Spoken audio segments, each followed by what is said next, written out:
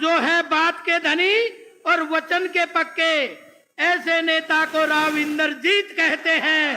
अब मैं सीधा उनको आमंत्रित कर रहा हूं, आदरणीय राव इंद्रजीत सिंह जी।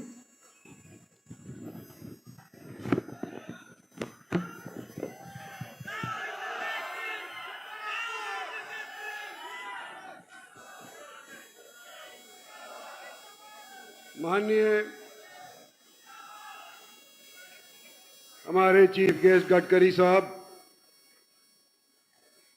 माननीय हमारे प्रत्याशी अरविंद शर्मा जी, माननीय बालकनाथ जी, माननीय एमएलए साहब लक्ष्मण सिंह जी,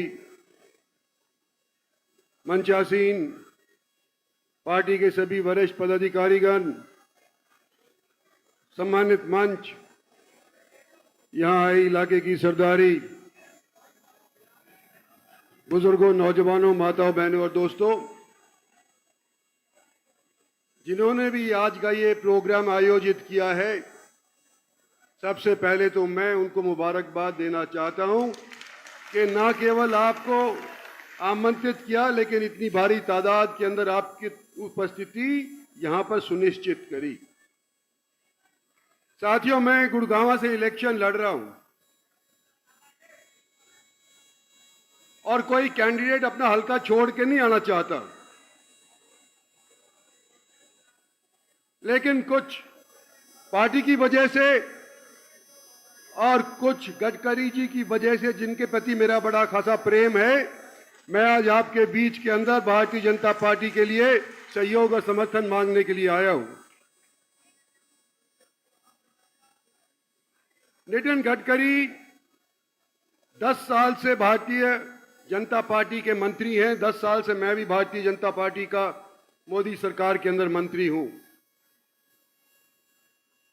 लेकिन एमएलए के तौर के ऊपर मुझसे 20-22 साल हो गए। एमपी के तौर के ऊपर मुझे 22 साल हो गए हैं और अनेक सरकारें मैंने देखी हैं।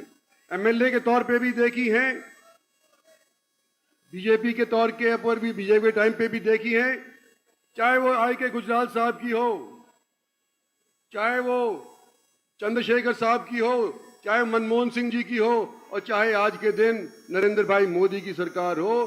पर मैंने 20 साल के अंदर कोई ऐसा मिनिस्टर नहीं देखा जिसके, चाहे ऑपोजिशन वाले हों चाहे पार्टी वाले हों, जो किसी ऐसे व्यक्ति की तारीफ ना करते हों। सबका काम नितिन गडकरी ने किया और आज डेवलपमेंट के तौर के ऊपर अगर हम जगह जगह जाकर के और वोट मांग रहे हैं तो मोदी सरकार की वजह से, और इनकी सरकार के जो मिनिस्टर थे गडकरी, उनकी वजह से हम आज के दिन वोट मांग रहे हैं। ये मंत्री मेरे जिले के अंदर आए और मैं उपस्थित ना हूं, ये गलत था। नितिन गडकरी जी, मेरा जिला रेवाड़ी है। इस क्षेत्र से मैं पहली बार एमएलए का जब इलेक्शन लड़ा था तो कोसली शायद सालावास के अंदर थी और मेरा हल्का आधा जो है वो जाटूसाना, इसका अब जोड़ दिया गया, अब कोसली बन गया है। आपका यहाँ के बाशिंदे के तौर के ऊपर और सबसे पहले यहाँ का बना हुआ एमएलए के तौर के ऊपर मैं आपका यहाँ पर स्वागत करता हूँ। साथियों, आज हम जब वोट मांग रहे हैं, डेवलपमेंट के नाते मांग रहे हैं।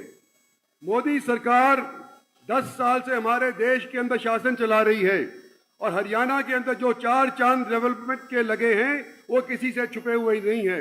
अगर कोई अंधा हो तो बेशक उसको ना दिखाई दो, या उससे भी अंधा होता है जो देखना नहीं चाहता। 152D का यहाँ से जिक्र हुआ। 9,000 करोड़ रुपए का अंबाला से लेकर के नांगल चौधरी तक जो ये हाईवे बनाया है, किसने बनाया है? मोदी सरकार ने बनाया है और इनके महकमे ने, नितिन गडकरी के महकमे ने बनाया है। देश का सबसे बड़ा एक्सप्रेसवे 1 लाख करोड़ का, दिल्ली से लेकर के गुड़गांव होता हुआ, राजस्थान होता हुआ और बंबई जा रहा है, वो किसने बनाया? मोदी सरकार ने बनाया, नितिन गडकरी के महकमे ने बनाया। हाल ही के अंदर कुछ दिन पहले जो एक्सप्रेसवे द्वारके का खुला गया था, वो किसने बनाया? मोदी सरकार ने और नितिन गडकरी ने बनाया। साथियों, देखने वाली चीज है, आज के दिन आप नारनौल जाओगे, आज के दिन चंडीगढ़ जाओगे, कहीं पर भी आप हरियाणा के अंदर जाओगे, आपकी गाड़ी रोडों के ऊपर सरपट दौड़ती है। यह मोदी सरकार का डेवलपमेंट का एजेंडा है। और क्या डेवलपमेंट चाहती है मोदी सरकार? कि हमारे और आपके जब बच्चे वोट करने लायक हों, 2047 के अंदर देश एक विकसित देश कहलाया जाए। उसके लिए आज के दिन आप लोगों से सहयोग मांगने के लिए मैं भी उपस्थित हुआ हूं और मेरे साथी भी यहां पर उपस्थित हुए हैं। मैं आपसे यह कहना चाहता हूं साथियों कि इस सरकार के आने के उपरांत हमारे को क्या क्या नहीं मिला। सबसे पहले कोसली वालों, तुम्हारे से मैं कहना चाहता हूं कि सबसे ज्यादा सैनिक अगर हरियाणा के अंदर या भूतपूर्व सैनिक हरियाणा के अंदर किसी कस्बे के अंदर या किसी ब्लॉक के अंदर है तो वो कोसली के अंदर है। तो किसने दिया 1 रैंक 1 पेंशन? नरेंद्र मोदी ने सबसे पहले यहां पर आकर के 1 रैंक और 1 पेंशन दिया। किसने एम्स दिया? जो रोहतक जाया करते थे, जो दिल्ली जाया करते थे, जयपुर भागादौड़ी करा करते थे, किसने एम्स दिया? मोदी सरकार ने एम्स दिया और बड़ी मशक्कत के बाद दिया, क्योंकि कई बार तो ऐसी बाधाएं बीच के अंदर पड़ गई थी जिसकी वजह से ऐसा लग रहा था कि शायद एम्स हमारे को मिले ही नहीं। कितने ही प्रांत हैं हिंदुस्तान के अंदर जिनको एक एक भी नसीब नहीं हुआ। और हमारे यहाँ पहले से ही एक कैंसर का एक शाखा all India institute of medical sciences की बाडला के अंदर लग रही है, बादशाह में लग रही है। लेकिन उसके बावजूद भी हमारे को माजरा के अंदर भारत सरकार ने एक एम्स प्रदान किया। 7,000 स्थायी नौकरियां, 15,000 अस्थायी नौकरियां, ये सारी की सारी आप लोगों के क्षेत्र के लोगों के अंदर ही बढ़ करके जाएंगी। और इसके अलावा जो वहां पर धंधा करेगा 20,000 नौकरियां उनको भी मिलेंगी। आज के दिन ये डेवलपमेंट का दूसरा एजेंडा है। तीसरी बात जो डेवलपमेंट के एजेंडे के बाबत मैं कहना चाहता हूं वो ये है कि मैंने मनमोहन सिंह सरकार के अंदर भी जाकर के देखा था, मैं वहां पर भी मंत्री था। हमारा डेडिकेटेड रेल फ्रेट कॉरिडोर, जिसका आज के दिन लोग सोचते नहीं है, लेकिन 2 लाख करोड़ रुपया खर्च करके मोदी सरकार ने आज के दिन वो डेडिकेटेड रेल फ्रेट कॉरिडोर सुनिश्चित किया है। जब कांग्रेस पार्टी की सरकार थी उस टाइम केवल 25,000 रुपया इसके ऊपर लगा हुआ था। आज के दिन 1,75,000 करोड़ रुपया इसके ऊपर लग करके बंबई तक का डेडिकेटेड रेल फ्रेट कॉरिडोर आज के दिन स्थापित हो चुका है। साथियों, लंबा चौड़ा भाषण देने का कोई फायदा नहीं है, लेकिन आज के दिन मैं ये कह सकता हूं कि आज आपके हलके के अंदर इतना महत्व मिल रहा है, शायद ही किसी और हलकों को इतना मिल रहा होगा। कौन सा नेता यहां पर नहीं आया आपके बीच के अंदर? सिर्फ प्रधानमंत्री को छोड़ करके बाकी सारे के सारे नेता आपके बीच के अंदर आएंगे। क्या खासियत है? कि भाई आप जीत हार का फैसला करोगे।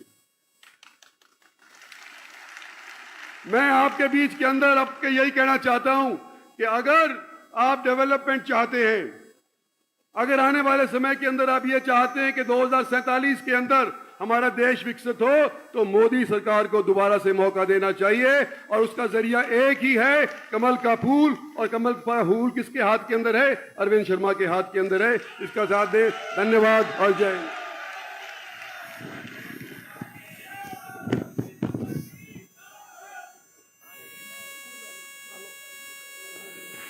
धन्यवाद राव साहब, आपने सभी कार्यकर्ताओं में जोश भरा।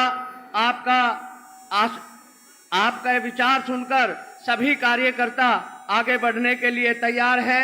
अब मैं हमारे कोसली और भागली के सरपंचों से निवेदन करूंगा कि वो नितिन गडकरी जी को, राव साहब इंद्रजीत सिंह जी को, अरविंद शर्मा जी को और बालकनाथ जी को हमारे विधायक जी के और हमारे जिला अध्यक्ष के नेतृत्व में गदा भेंट करके उनका सम्मान करें। एक बार जोरदार तालियों से हमारे सभी नेताओं का सम्मान।